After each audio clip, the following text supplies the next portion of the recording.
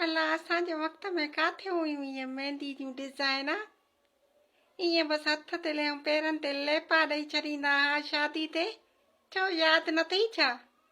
हाणे हेॾे ॿुध त अलाए हिकिड़ो मिंट बीह मुंहिंजो मुड़ुसु आयो आहे बुछड़ो करे वरी पोइ फ़ोन कयां थी वापसि।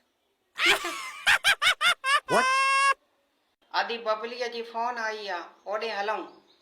छो राति जो अहिड़ो कहिड़ो कुर्ब जाॻियो आहे तुंहिंजी भेण खे असांजे लाइ? यार हुनखे टंग में सूर आहे न त थी अचूंसि।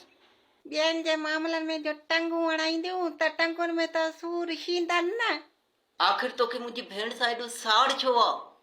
साड़ मूंखे न हुनखे मूं सां शींदो आहे। जॾहिं बि घरु अचे टिट ताना ऐं तुनका ॾींदी आहे। मुंहिंजी भेण जे लाइ गुथा लफ़्ज़ न ॻाल्हाए। मां पंहिंजी पूरी ज़िंदगी में हिकिड़ो चकर रुॻो तुंहिंजी भेण ॾे चांहि पीती आहे, उहा बि फाटल खीर जी। ओ जटी उहो चांहि न मटर पनीर हुयो, मटर पनीर। वीडियो ॾिसण वारा बि खीलंदा हूंदव त खीर ऐं मखण में जेको आहे मसाला था विझनि। ख़ुदा जे वास्ते बसि कर।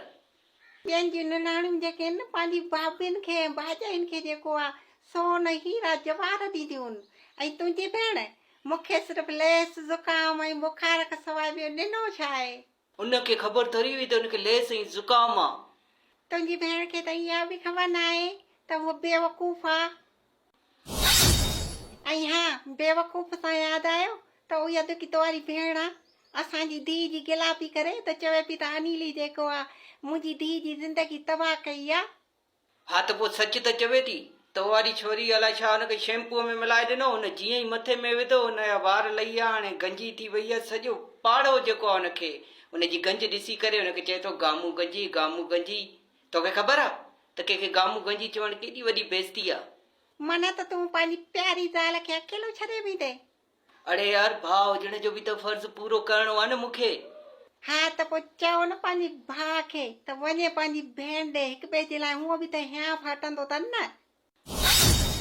छो उन ॾींहुं ईअं मूंखे छो पियो चवे त भाॼी तोखे ऐं मूंखे अदा जो प्यार नज़र अची रहियो आहे।